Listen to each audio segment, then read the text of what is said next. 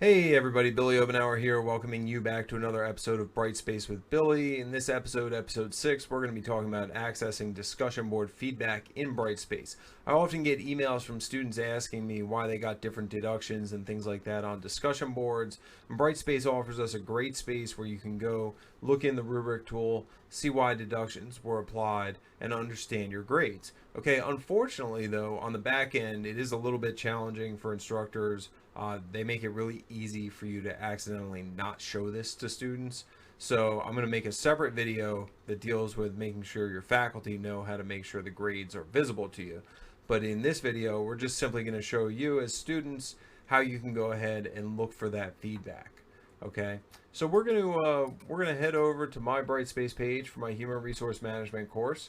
Okay, and I went and I submitted a discussion board and graded it so that we can show you where to find this. So I'm going to go up to assessments, and we're going to go to discussions, and that's going to take you to where all the discussion boards for my class are. And we want to look at a discussion board option 1, the video discussion board. And you can see it's collapsed here in this view. So we're just going to just go over here to this arrow. We're going to expand the forum. And then that allows us to scroll down, and we're going to go to Chapter 1, HR Responsibilities of Managers.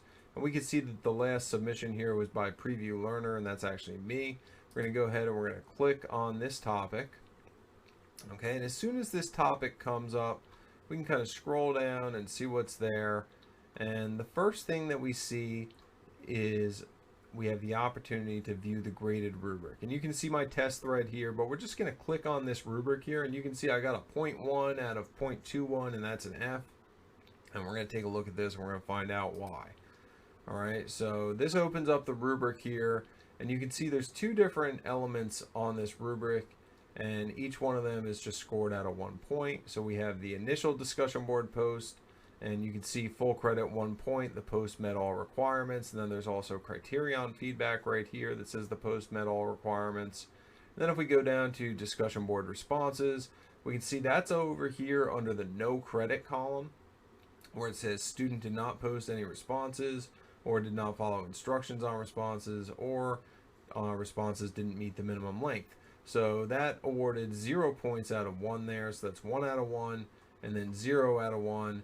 And that basically made the whole score 1 out of 2, because this is out of 0.21 total.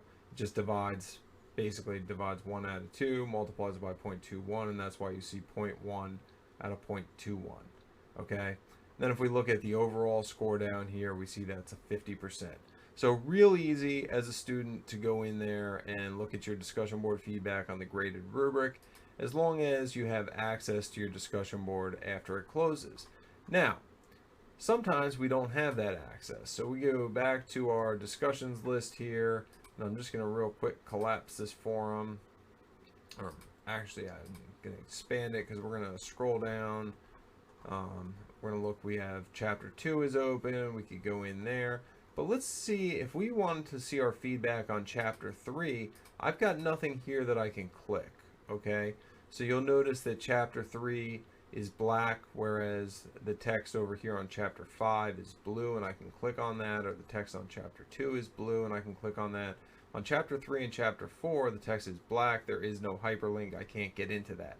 That's because the settings are put together in such a way that students don't have access to it after it closes. So in a case like this, where you can't actually click on the discussion board, if you wanted your feedback, you would want to maybe take a screenshot of this and let your instructor see that you couldn't actually get into this, and let them know you don't have access to it.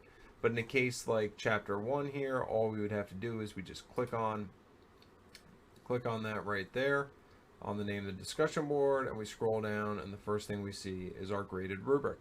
So I hope this helps you navigate your Brightspace page and helps you figure out what your feedback looks like on your discussion boards. So thank you so much for joining me. Hope you enjoyed this. Hope you learned something, and we'll talk to you soon.